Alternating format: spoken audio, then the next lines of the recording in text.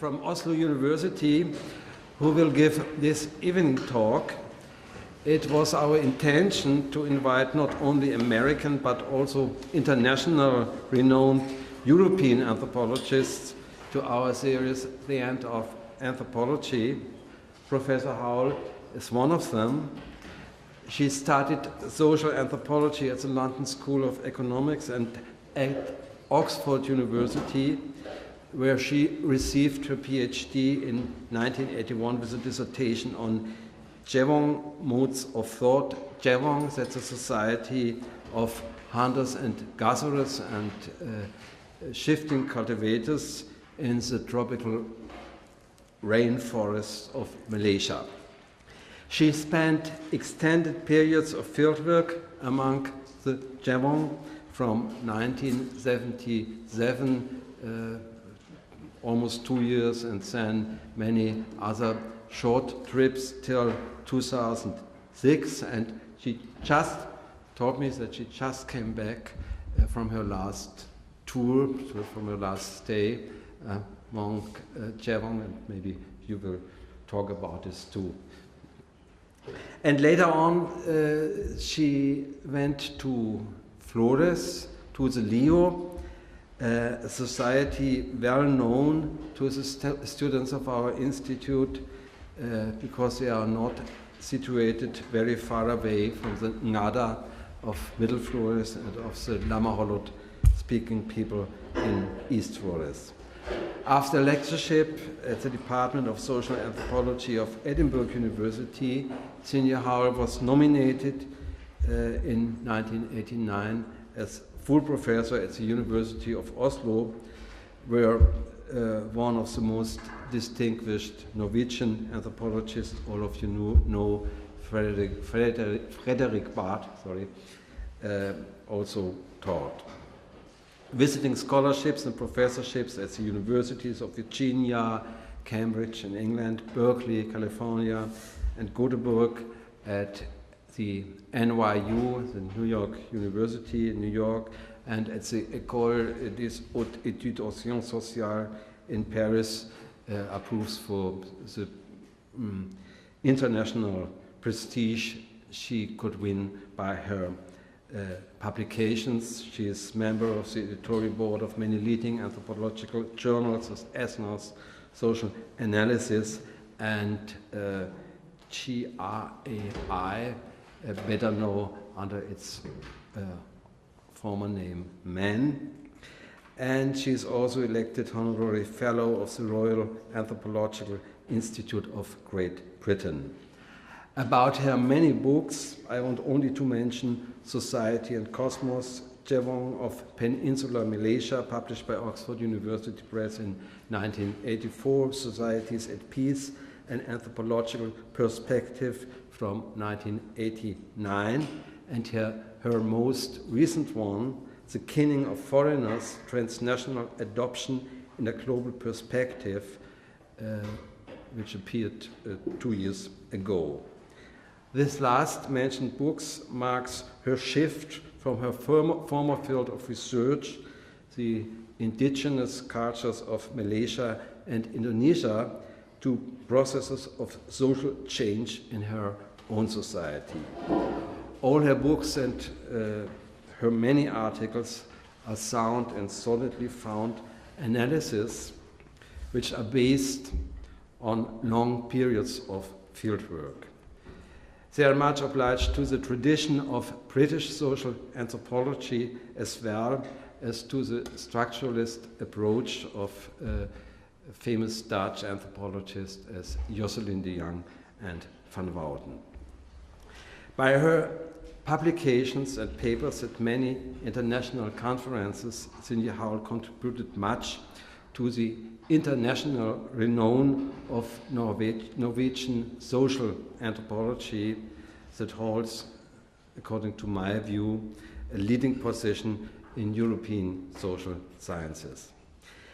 It is now many years ago that I met Signe first when she organized an international conference on sacrificing in eastern Indonesia that took place in 1992, I think. At least it was in June under the midnight sun of her home country, and I remember it as one of the most wonderful conferences I ever attended. I felt very pleased as you, Signe, agreed so spontaneously to contribute to our series when I invited you half a year ago. And after reading your abstract, I'm really thrilled what you will tell us this evening on the future fate of a most important motivation that stood at the beginning of so many careers in our discipline. Professor Howell will talk on whatever happened to the spirit of adventure.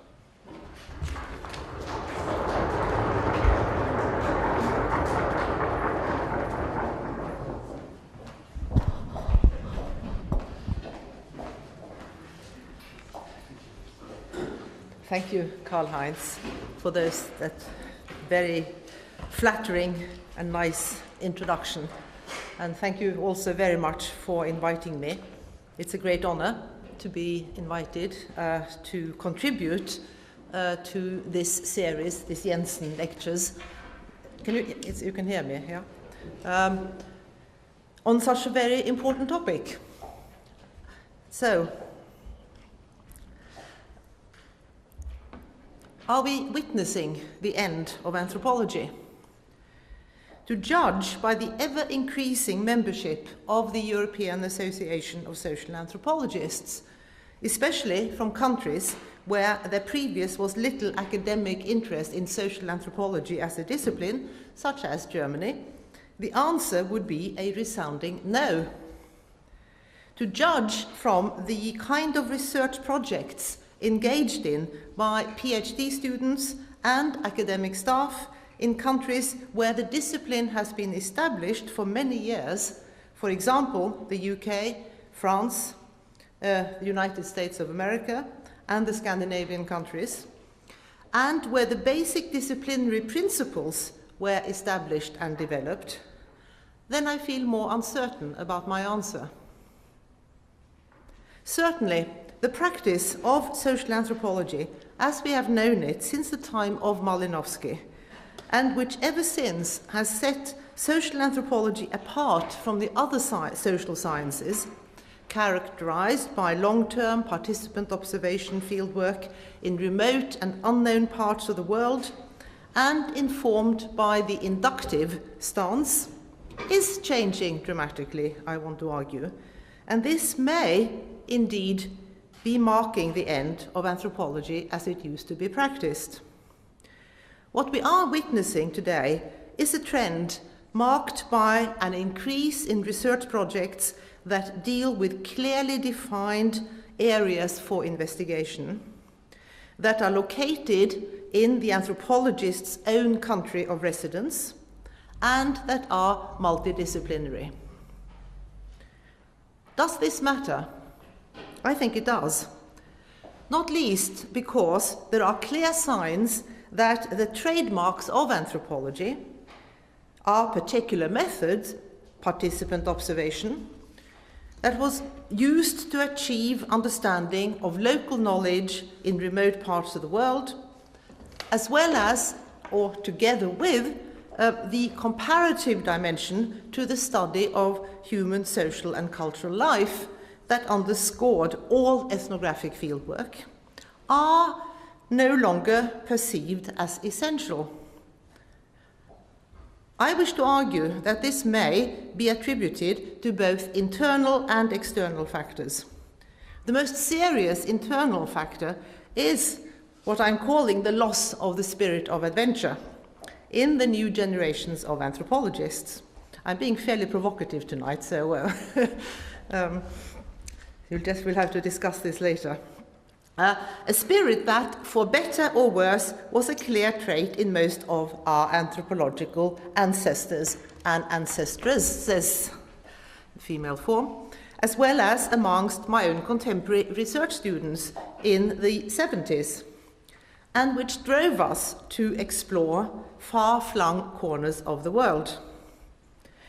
This decline of adventurousness was this decline of adventurousness, which I'm positing there is a decline of this, was fueled by the so-called writing culture debate of the late 80s and 90s that sprung out of postmodernism and that critically questioned the practice.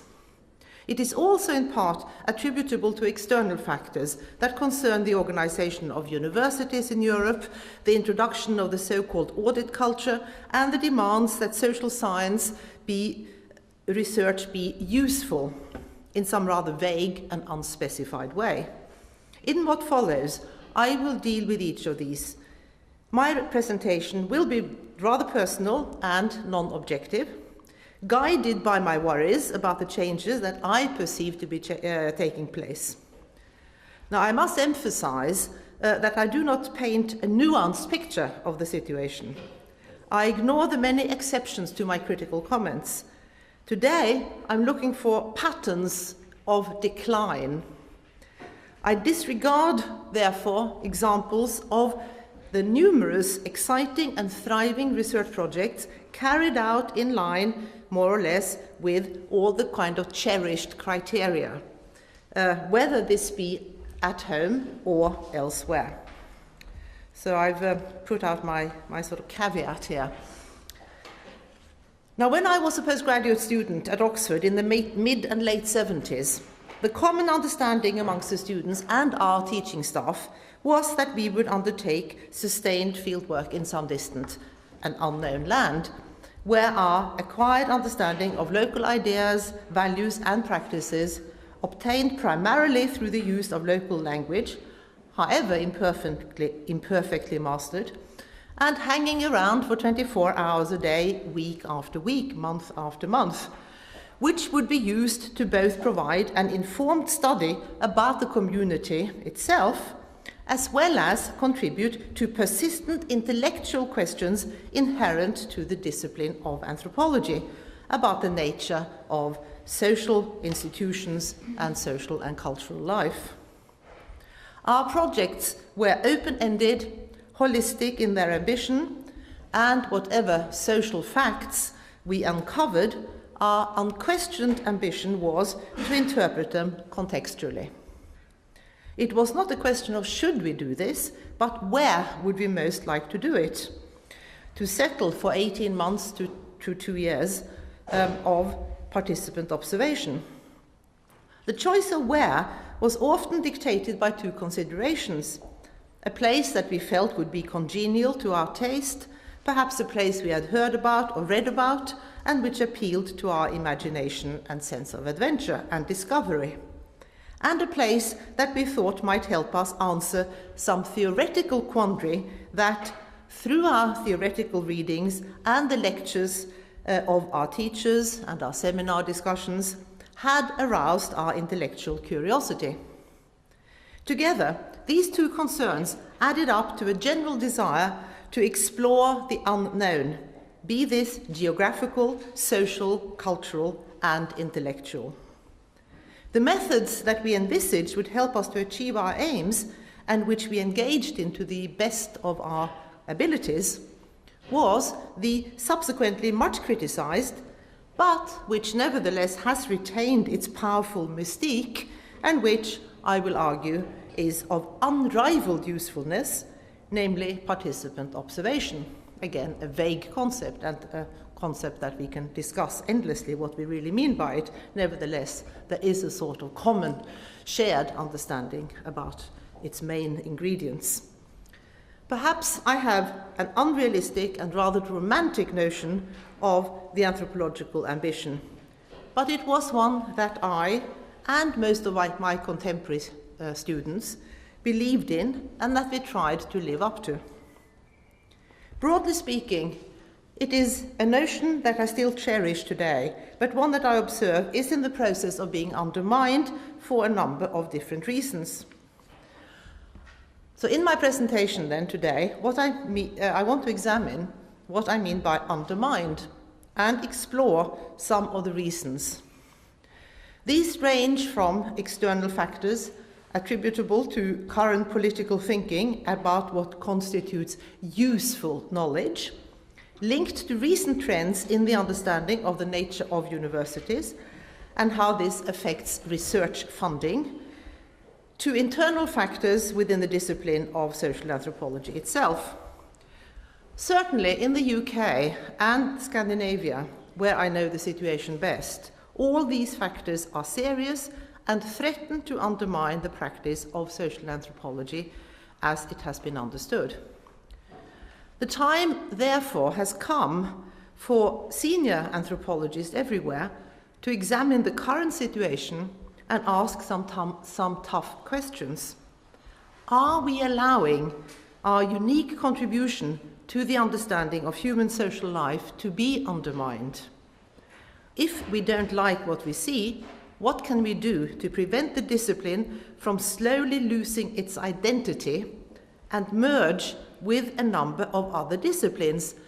There are lots of them around there. They're waiting really to enter the stage, such as aspects of sociology, cultural geography, media studies, ethnology, social psychology, cultural studies, and parts of education, many of whose members increasingly proclaim to be sort of anthropologists and to be really doing ethnographic research, because we don't do quantitative studies but qualitative ones. I've heard this many times. I'm sure you also have done so. The question is, do we agree that they are really doing anthropology?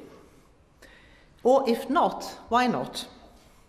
So this seminar series is therefore an important first step in helping to clarify what some of the anthropologists who've been around for a few years from different countries actually think about the situation. In order to rescue what many of us agree is the heart of the anthropological enterprise, namely to immerse oneself in unknown small places and thereby addressing the large questions. This is, some of you may recognize, this is a title of a colleague of mine, Thomas Hylland Eriksen's introductory textbook to anthropology. It's called Small Places, Large Questions. And I think that is an extremely apt title. Anthropologists must become more proactive in the defense of their methods and the special insights and results that we claim that these methods give rise to. On the home front, we can best do this in the syllabi we offer our students, how we work in grant giving and selection committees at different levels, and what we demand from our graduate students. At the same time, we have to confront the aftermath of the work by what you might call the fifth columnists within our own ranks, the so-called post-modernists, who through their critique of anthropology, more precisely of ethnographic practice, knocked to some extent the base from underneath the discipline's feet.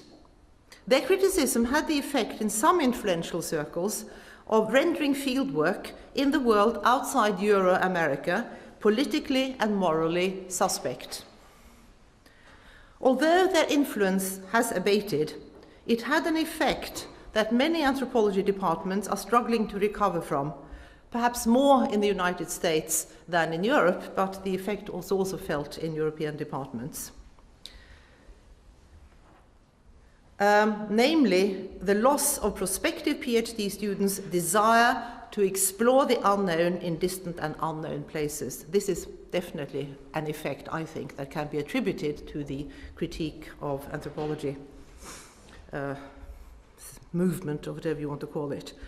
The sense of adventure as a driving force in the research of many PhD students today have disappeared. In order to highlight some of the changes that seem to be the most serious to have occurred during the past 20 years or so, I'm going to very quickly run through those that I have observed at first hand in Britain and in Scandinavia, mainly Norwegian universities. I don't really know much about the German situation. You may correct me and say that how I'm talking about the UK and Scandinavia does not apply to Germany, and I'll be very happy to hear that and interested.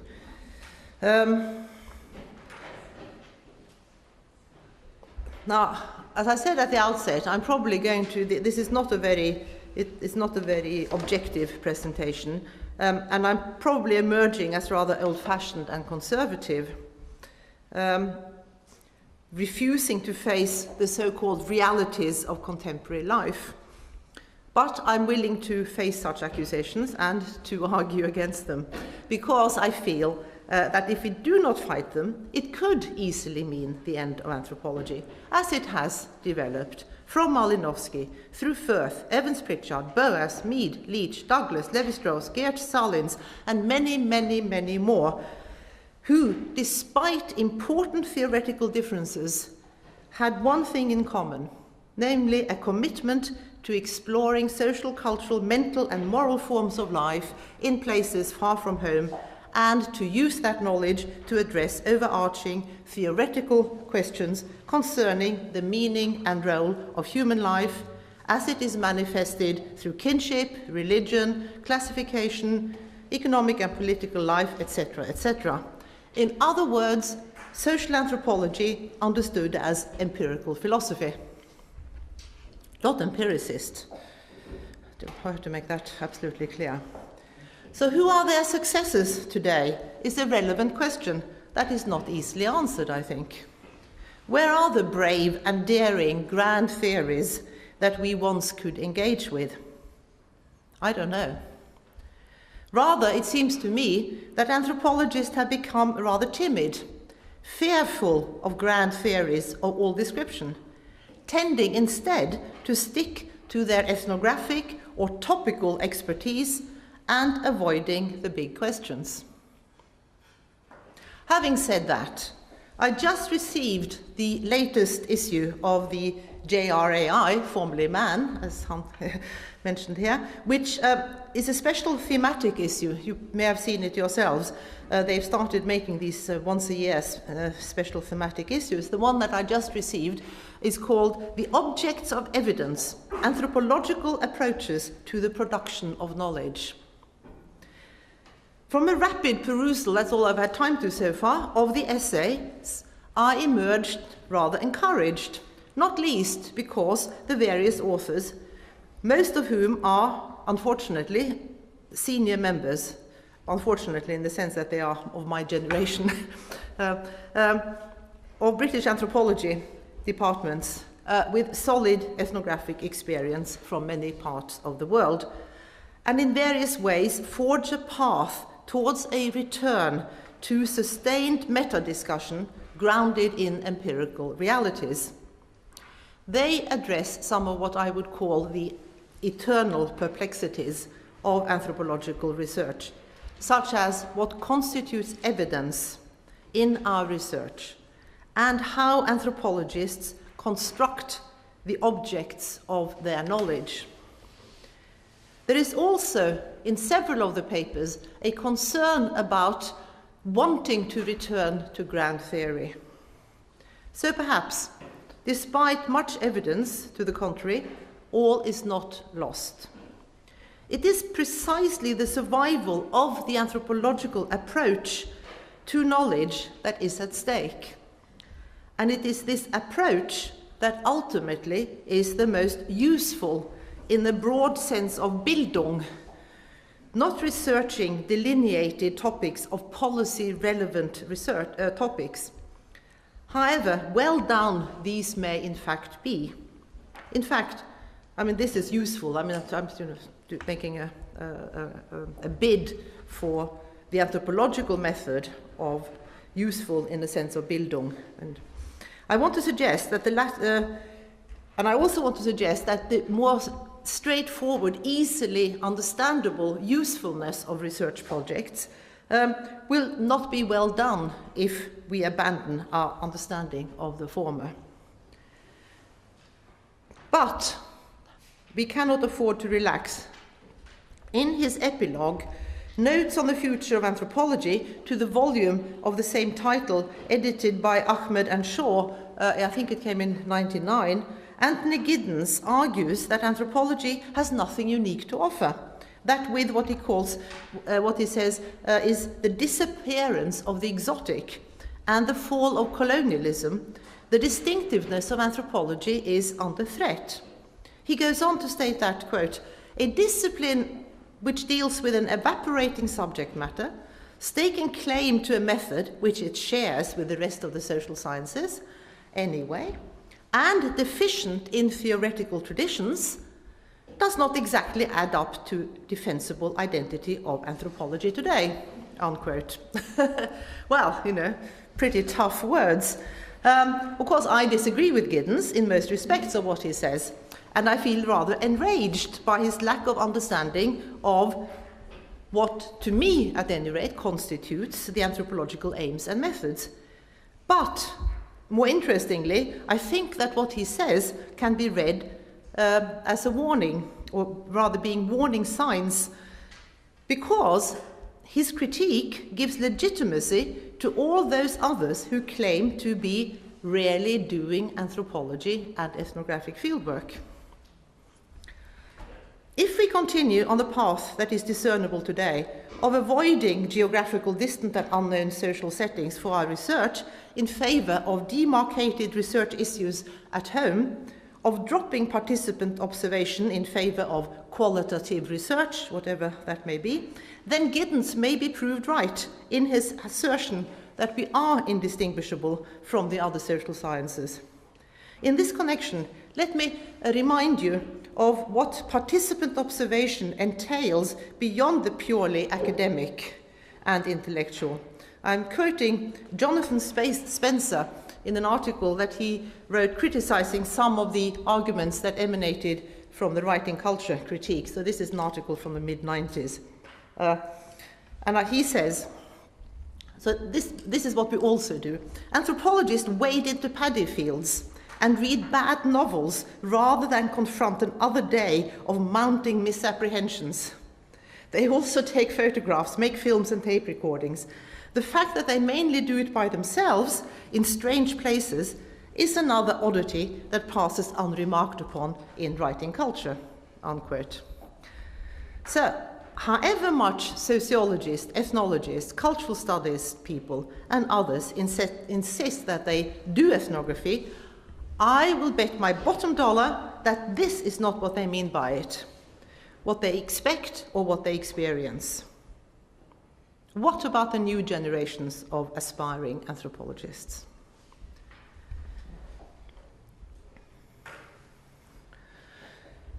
The teaching and degree structure of British and Norwegian universities used to be organized in a manner that supported the classical aims.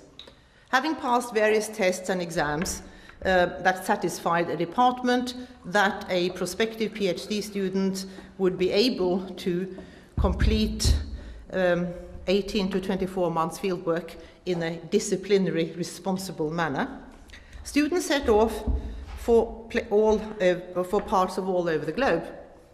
But not everybody went to the jungles of South America or Southeast Asia, the villages of Sub-Sahara Africa, India or the Middle East, the islands of the Pacific or the far-flung Arctic settlements. Many went to urban areas on the same continents or to parts of their own country or other European countries. But unlike much research that is undertaken in these latter places today, the earlier anthropological studies were usually made up in a very similar way to those that went much further afield, namely localized micro-studies of some kind. And from the time of Malinowski and his students until the late 80s and 90s, regardless of the chosen field sites, the majority of British and Scandinavian anthropologists were driven by a sense of personal and intellectual adventure along the lines that I have outlined. Although most had some kind of formulated research aims, these were often vague, like a desire to investigate religious practices or the kinship system, or to learn about the dynamics of political institutions, etc., etc. What they all had in common was that the fieldwork task was open-ended and inductive. The anthropologist allowed herself to be guided by the preoccupations of the people that she studied. They wanted to be amazed, to be stretched to their physical and intellectual limits, to experience the unexpected, and to make anthropological sense of it. Is this a situation today? I think not. Two major changes can, broadly speaking, be observed to have taken place.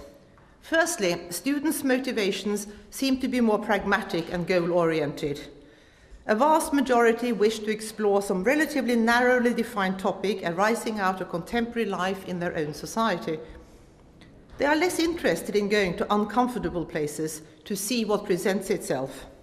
They prefer urban areas if they do go outside their own national boundaries, and their projects are defined much more narrowly with clearly enunciated research aims. They also seem to find it very hard to be a long way from internet and email. If this trend continues, what will easily be lost is the total immersion, the realization that the field can never be just a physical site, but a social and a moral one. The experience of the field as a total social fact, where, to paraphrase Marcel Mauss, all kinds of events and factors promote simultaneous impressions in the head, the heart, the body, and the linking of the religious, the moral, the economic, the political, and the aesthetic will all be lost by a narrowly defined and pursued research proposal. Having read and evaluated a number of research proposals over the past years, I am struck by precisely the absence of a desire for this kind of experience. Rather, I often ask myself why this particular person wants to investigate his or her particular problem, since they already seem to know most of the answers they expect to find. Now, this is not entirely the fault of the students, but also of the format for submitting research applications, as these have developed over the past decade or so. They streamline the proposals in certain directions and force the applicants to address the sort of issues that I find actually rather limiting. But it does not excuse, to my mind, the lack of genuine curiosity that nevertheless comes out of these research proposals. The sense of excitement and the spirit of adventure that I think all anthropological research proposals ought to demonstrate. Now, I want to just talk a little bit about the current state of anthropology and the parameters of its future by looking at some of the external constraints, and they are not insignificant. 2 years ago, I was invited by the British Social and Economic Research Council to be part of an international panel of anthropologists to consider the state of social anthropology in Britain.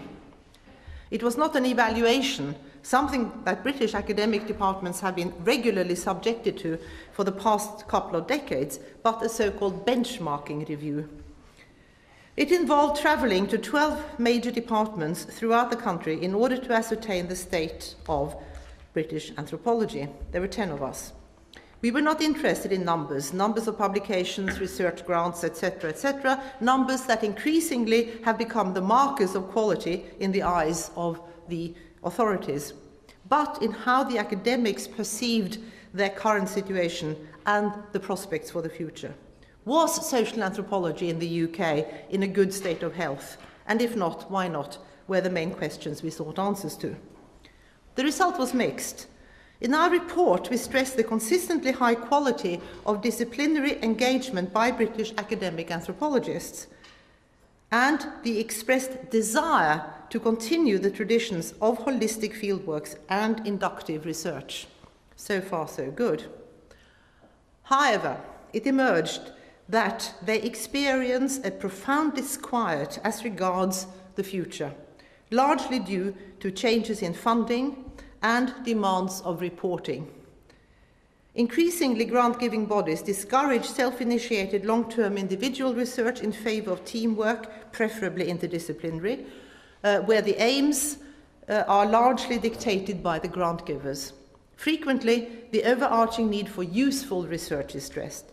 More often than not, useful research is thought of as useful to the country itself, and there is a tendency to identify policy areas within fields that are currently perceived as problematic in some way or other, such as matters to do with health, education, urban development, the multicultural population. Although such topics may, of course, with benefit be studied anthropologically, they and others like them must not become the main topic of anthropological research.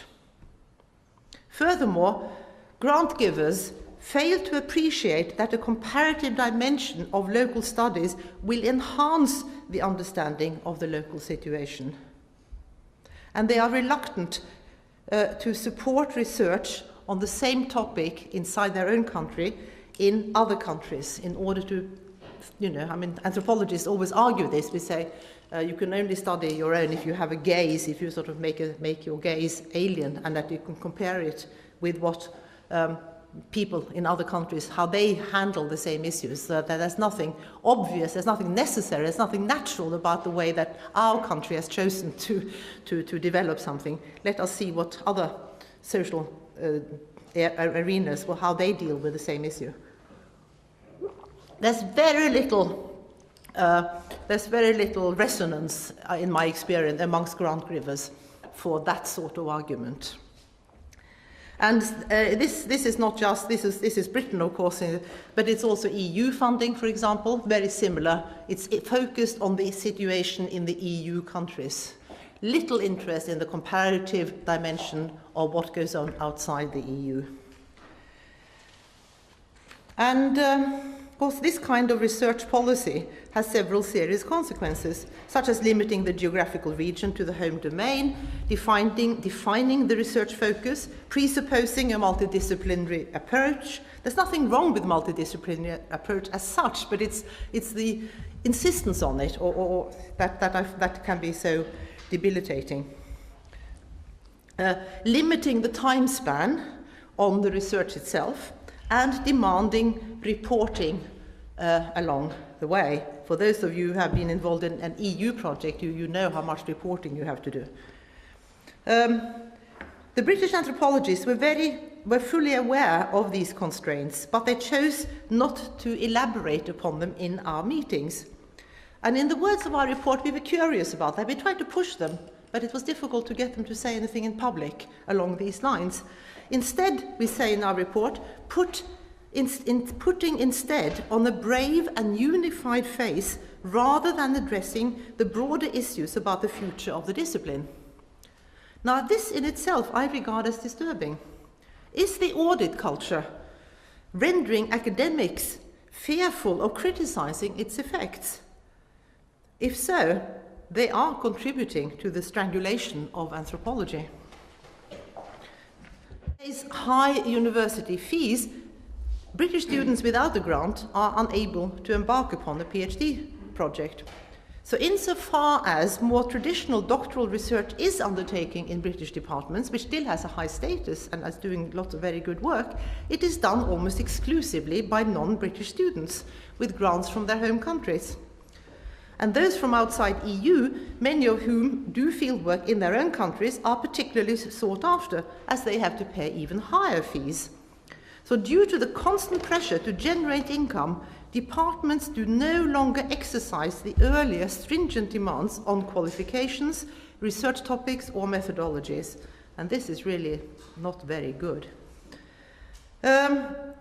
Moreover, in order to make more money, most British anthropology departments have abandoned a previous disinclination against so-called hyphen anthropology. Master courses, mainly directed at foreign students, in, for example, medical anthropology, anthropology of migration, of childhood, of obesity even, they're doing that at Oxford, development of refugee studies, gender, material culture, etc., are today offered. And many of the students who take these courses have very little or even no previous training in anthropology. These are 12 months master courses. They don't follow the the Bologna or 2 years masters. So you can imagine how much sort of classic central social anthropology they actually learn. And as a result of these kind of topic-focused courses, those who continue to PhDs tend to continue with a hyphenated specialization. And with the pressure to complete in 4 years maximum, we were told that students no longer go to remote places where they do not know the language because it is no longer possible within the time limits that the government has given. So on the direct question, if their current students undertake fieldwork of the same duration and quality as the staff themselves had done 10 or 20 or 30 years previously, the answer, reluctantly, but nevertheless, with a couple of exceptions, was no. This is disturbing. Perhaps more disturbing is that the teaching staff itself tend to identify themselves more and more with a hyphenated anthropology. And just as their PhD students tend to concentrate only on research and writings which can be found to overlap with their own increasingly narrow interest. One effect is that the weekly departmental seminar, previously the high point of the week of all anthropology departments, this also applied to Norwegian departments, I'm sad to say, is no longer attended by all staff and research students. And this has a debilitating effect on an anthropology who prided itself in distinction from the other social sciences, who were very happy with all the hyphens, on being one inclusive discipline in which all research questions were in principle of equal interest to all active anthropological researchers. Now, the report that we wrote stressed that the British tradition of a strong commitment to grounded analytical investigation in interaction with an eclectic range of interpretative resources, and went on to say that this notwithstanding, quote, British social anthropologists are amongst those theorists within the discipline most frequently cited worldwide. And the report, most of the other members of the report were actually from American universities, stressed that this particular tradition, the British tradition, differed then somewhat from the American one, where theory is always more in explicit evidence. So this is a point, I think, that Giddens totally failed to appreciate, namely the implicit, or the rather implications of theory made in ethnographic monographs rather than the sort of chapter 1 theory. The British, they don't have that tradition, but nevertheless, the members of the committee would say that, yeah, despite the fact that the word theory doesn't appear all that often, they have influenced theoretical development in the discipline. Okay, now the situation in the Scandinavian departments, and I also think in Germany, is not quite as dismal as the one in the UK. First, there is minimal tuition fees, so that the cost of embarking upon an MA or PhD degree is limited to living and fieldwork expenses. Secondly, the grant situation is not quite so bleak, at least not in Scandinavia. Although there is also an increasing tendency there to prioritize the large interdisciplinary research teams whose focus is on some topic of direct interest to the Norwegian state, with one or more PhD studentships included. So an awful lot of our PhD students come to our department on the back, as it were, of these big projects. Nevertheless, it is still possible to get individual PhD grants to undertake the kind of research that I outlined at the beginning. But two other factors have emerged that does not ensure the continuation of the old ambitions, namely students' reluctance to do that kind of research, and the fact that the same requirements for stringent fieldwork are not applied when these students engage in research at home. Now, most do engage in research at home in some way or another. And a prime example of this, which is one that I've been unsuccessfully trying to fight for almost 20 years, is that no anthropologist who has studied immigration and ethnicity in Norway, and there are an awful lot of them, have troubled themselves to learn a relevant immigrant language. Not to learn the language of the people one studies in a distant place would be unheard of. The anthropologists would have little or no disciplinary credibility. Yet, different criteria appear to be applied to anthropological research at home. So I ask myself, what is going on? Now, I want to talk a little bit about the heritage of postmodernism. Anthropologists have always, I want to say, been soul-searching about their disciplinary practices. In this regard, they differ from the other social sciences. Debates about methods, the status and findings, the status of findings, the profoundly personal and idiosyncratic nature of fieldwork have all been hotly discussed in and out of print, perhaps more out of print than in print until recently, but nevertheless, since the famous LSE seminars under Malinowski in the 20s and 30s.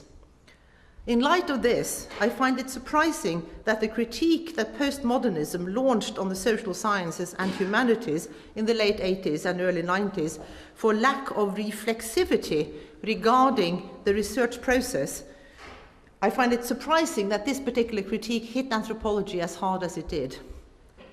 Harder in many regards than the other social science disciplines, who perhaps needed it more. The two volumes that appeared in America in 1985, Writing Culture, edited by Clifford and Marcus, and Anthropology as a Cultural Critique, edited by Marcus and Fisher, marked the start of raging debates about the practice of anthropology, mainly participant observation in distant and exotic places, usually places that were or had been subjected to colonial rule, and the way that the research findings were presented, mainly through ethnographic monographs. The debate went in two directions, both of which hit the identity of the discipline. Firstly, the critique was one regarding the truth factors of our findings, criticizing much ethnographic writing of being positivistic, expressed in what they called ethnographic realism. John Boorman, who's editing a volume that I've seen the introduction to, talks about this particular effect on American anthropology. And he characterized this part of postmodernist critique as an accusation of what he calls three denials. The ethnography, and these are, that ethnography is a literary genre which denies itself as such, as the first denial. The second, that reliance on observation leads to a denial of the role of the ethnographer in shaping the object-subject studies. And thirdly, that ethnographers tend to deny the constructed character of their objects and of the knowledge they produce. While no doubt it was a valid criticism of some publications from the pre- and post-war period, it was far from relevant or fair as regards many of our most influential predecessors. Let us not condemn a whole profession because of Radcliffe Brown. Evans Pritchard, for example, inspired to a large extent by Collingwood and Marcel Mauss, not propagators of empiricism, argued that we should not apply scientific criteria in our investigations, that anthropology had more in common with history and the moral sciences. His own ethnographic writings bear this out. And many advanced students and colleagues who read the NUA for the first time, these are colleagues in Norway, who have tended to dismiss it as a typical structural functionalist, non-reflexive kind of book, and teach it in these terms, are rather sort of humble when they read the book. And when they discover that Evans Pritchard put a lot of effort into questioning his methods. He put a lot of effort into his choice of interpretation and his findings. And the book is full of cautions and tentative analysis. And in his Azan the Witchcraft book, one of the most influential studies on indigenous epistemology inside and outside the discipline, he openly acknowledges his confusion regarding Azande causality explanations, and he places himself in the middle of the text. And I mean, he is just one example. I think that if you read again a lot of these sort of the famous ethnographies from the 30s and 40s and 50s and 60s or 70s, you'll find that they are not nearly as much ethnographic realism as Marcus and Fischer try to make us believe. Nevertheless, the discussion in the wake of the writing culture debates did alert anthropologists to the demand to be more open, more explicitly open perhaps in their texts about the actual nature of their fieldwork and about their analysis and interpretation. But this does not mean that ethnographic fieldwork is impossible or that it had better be avoided, only that we raise our consciousness ever more about the practice. Now, the other thrust of postmodernism critique concerned anthropology as a colonial practice. It became politically incorrect and morally unacceptable to study the posited, powerless small communities in previous colonial domains. As a result of these two aspects of POMO critique, many students went in for historical archival studies instead, or studies at home. Some of the solutions offered by the writing culture people to try and overcome all of this, I mean, you know, it wasn't easy. I mean, we ended up in a sort of epistemological vacuum, actually. And Marcus had something he called putting things together. Now, this was an approach that relied heavily on vignettes, travelogues, media, images, texts, and literature of the most diverse origins.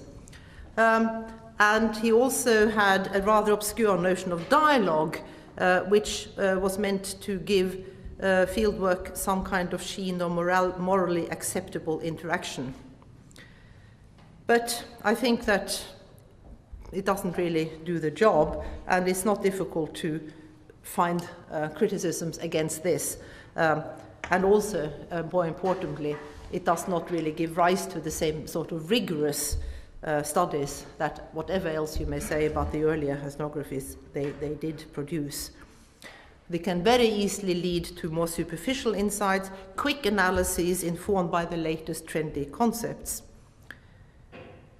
And to study interaction and programs in the media, internet and television, which also is becoming quite popular, in many ways seem to become a substitute for the immediate face-to-face of social life.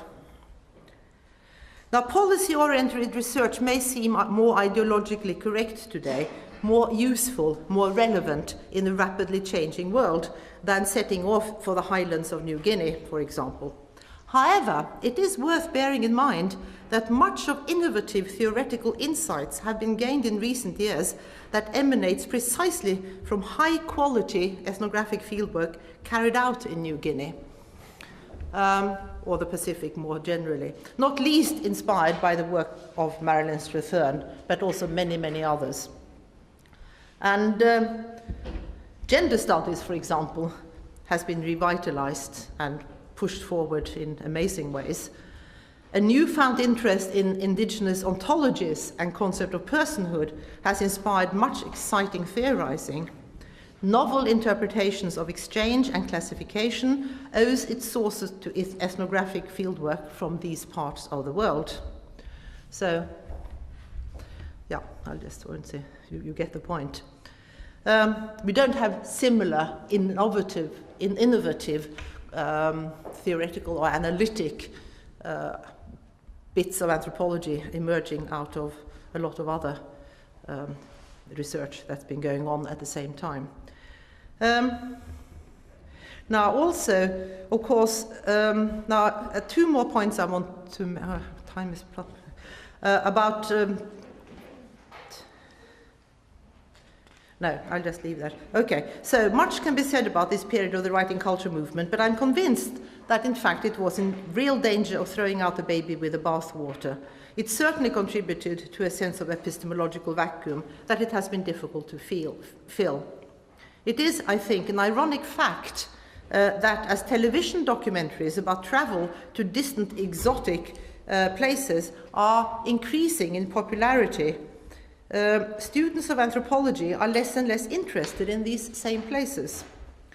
A number of very popular TV series, often British, have been broadcast in many European countries. I don't know if they've been in Germany, but I suspect so, in which some person sets out to explore places that are unfamiliar to Western audiences and which do seem to have a great appeal to the general public's sense of adventure. I watched with interest many such programs when I was in Oxford recently on a sabbatical. And what I discovered was that most of these programs are more interested in the character of the traveller than they are in trying to achieve a serious understanding of the societies visited. In this respect, they differ markedly from the ethnographic films that were produced during the 70s, 80s and 90s, such as the Disappearing World series or the World About Us series that I'm sure many of you have seen. And neither of these series can receive any funding today, whereas these travel logs receive an awful lot of funding. And what are we treated to? We are treated to, for example, Michael Palin. Yeah, he's probably shown in Germany, with great charm. Travels to a range of places, from the Himalayas to South America, Eastern Europe, and so on. And he presents the viewer with a number of rather strange people and quaint habits that he encounters on the way, but which he valiantly tries to understand, always with a smile that can easily be construed as kindly condescending. But it's incredibly popular. Now, there's another series called Tribe. I don't know, has that been shown in Germany? It's been debated a bit in Anthropology Today earlier, the last year. Anyway, this is a series which is perhaps the one that, according to its stated aims, comes closest to the anthropological endeavour, and as such is the most provoking.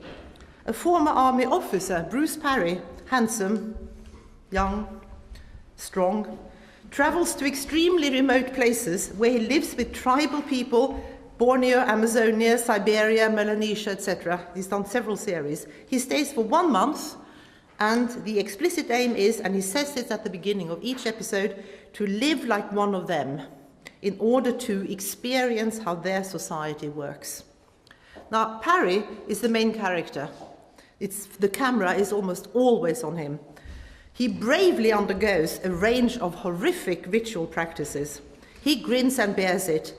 The people he lives amongst grin and enjoy his discomfiture. But we learn nothing of their social, political, or religious organization beyond whatever catches Parry's attention, and which is presented totally without context. Other popular series, which is also produced, is one in which a family, a Norwegian family, a British family, maybe a German family, is transported to a primitive society somewhere where they live for a few weeks like the natives. Again, the purpose is to see how they cope, not how the natives live. And these programs could with good reason be subjected to devastating critique of othering, of neocolonialism, of gender blindness, etc., etc.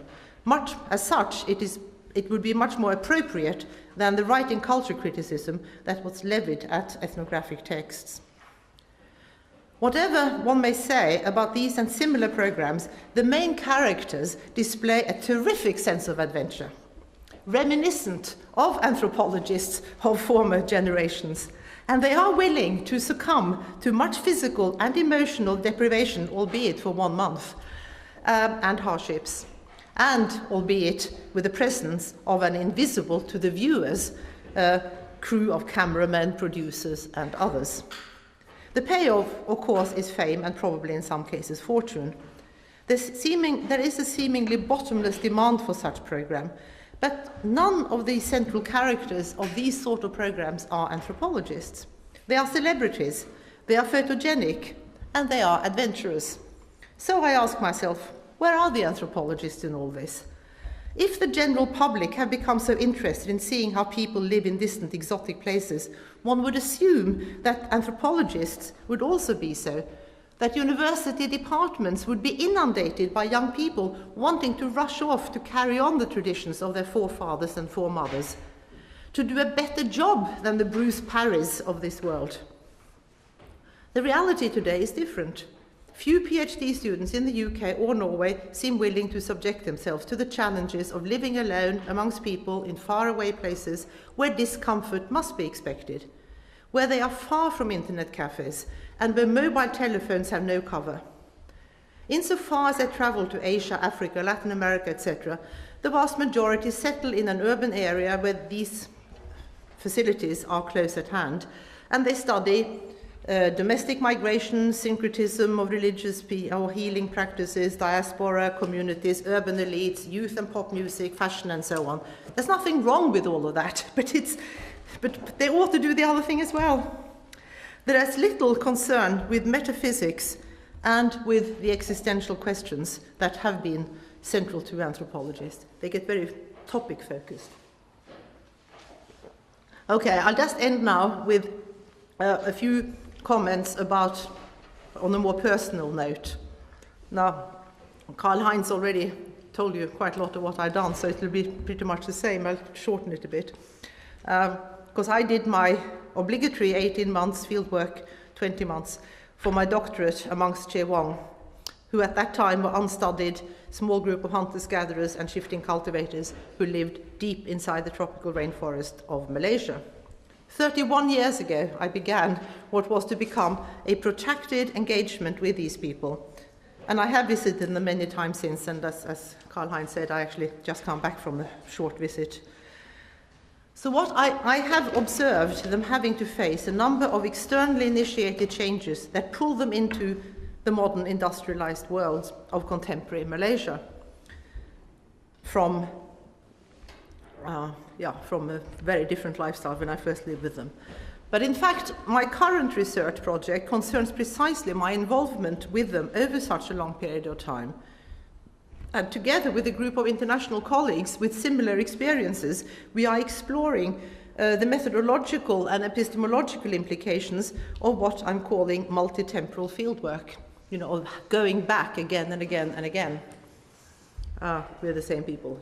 What sort of issues does this give rise to in our understanding of what's going on?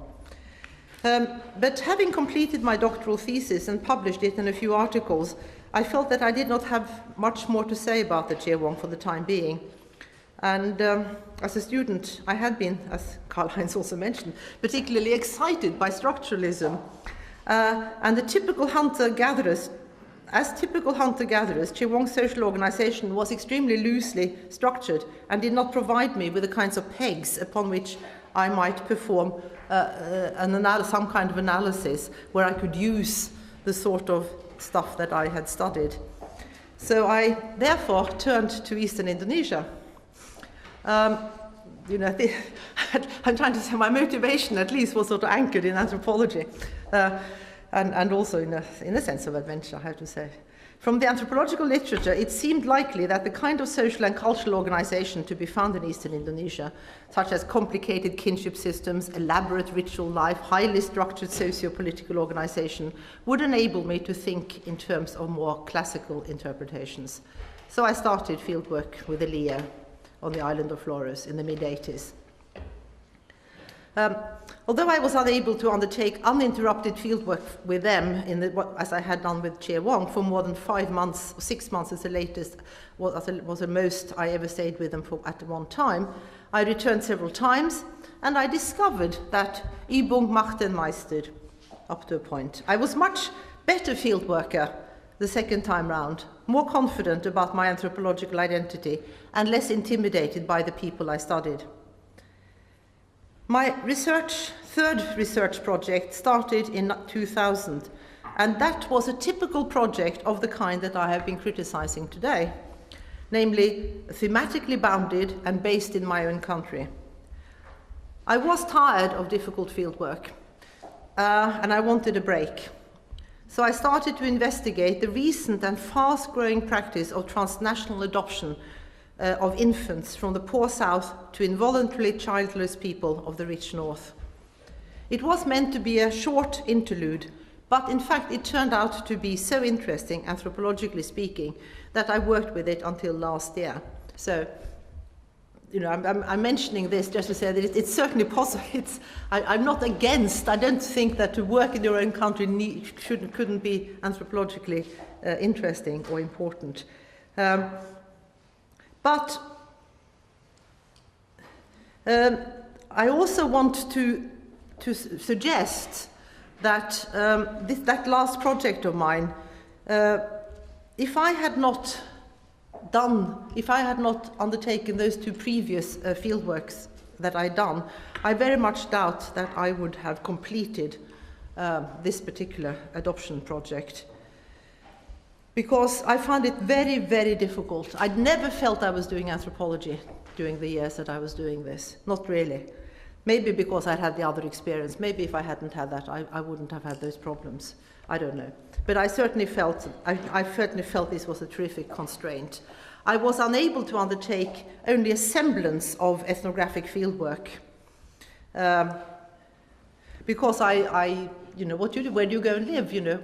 How do you interact with the people? There's nothing like participant observation going on, except in very small pockets, and I was able to find a few pockets where I could do that.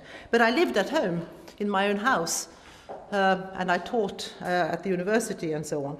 And I thought I would jump on the bus in the morning and go and do some qualitative research. But nevertheless, I had to really try and compensate by this, by exploring many less obvious paths in order to enable me to achieve some kind of thick description, because that is, after all, what we go for. And to give my interpretations some kind of holistic feel to it, embedded, contextualized, as well as a comparative to say something more interesting about kinship, about values, about procreation, reproduction, etc., about social change in my own country and the rest of Western Europe. So I had to base much of my insights on conversations and loosely constructed interviews in which adopted parents, adopted children, adoption bureaucrats, for example, told me about important events in connection with adopting a child born by unknown people in an unknown land. And I think this is the kernel of a lot of that sort of research, because you cannot be present when things happen. I mean, what we do when we are living out there, we are present when things happen, at least during the period that we are there.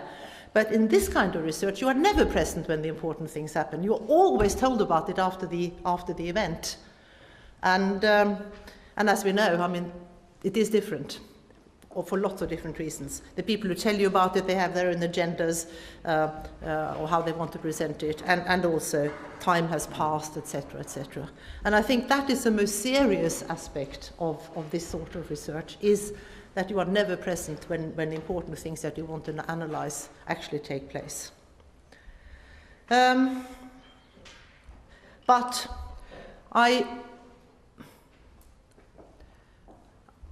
this reason, I mean, for this reason, I think that it is very, very, it's not necessary, but it's certainly a great advantage to have had experience of 24 hours hanging around fieldwork when you are not doing it. I think that it does alert one to look in all kinds of different directions. And I don't think that if I had not had that experience, I certainly wouldn't have explored as many avenues as I did in the end do. And I think that for this reason, I agree with those of my colleagues who argue that anthropology at home, I know this is very controversial, is best done after anthropology far away from home. Okay, I've finished now, just two more. Now, so what is the future for anthropology in today's world? With more and more anthropological research undertaken on the anthropologist's familiar geographical turf, and guided as much from grant givers' needs and understandings as from the researcher's own inclinations, I do have severe misgivings. Clearly, present-day external factors are not conducive for the continuation of the old Malinowskian ideals, but internal factors that have similar effects are also observable. New generations of anthropologists, whether for political, intellectual, or private reasons, increasingly choose safe research projects, driven as much for pragmatic reasons of future employment, family demands, or financial constraints. As anthropologists increasingly involve themselves with contemporary problems, defined as much by Western values and concerns as springing out of local ones, will they cease to find the classical rich literature of relevance is another important question, I think. And indications are that undergraduate students, at least, are beginning to find much of the literature that they are asked to read to be irrelevant. beyond a few icons, you know, such as purity and danger and the gift and the steel axes for stone axes and so on, as and the witchcraft. Increasingly, they demand up-to-date readings relevant for the contemporary world, whatever, you know, and they want courses on urban anthropology and migration, health development, and they shun those on kinship, shamanism, ethnographic literature from a specific region, unless they're particularly interested in that region. And they certainly want to avoid reading whole ethnographies, especially if they are from parts of the world that they're not interested in. And I think I ask myself then, to what extent today's students and young staff are driven by a spirit of adventure, if they have a commitment to the holistic ambition and to rigorous fieldwork. If not, then I fear for the future. Yeah, I think I'll stop there. Thank you.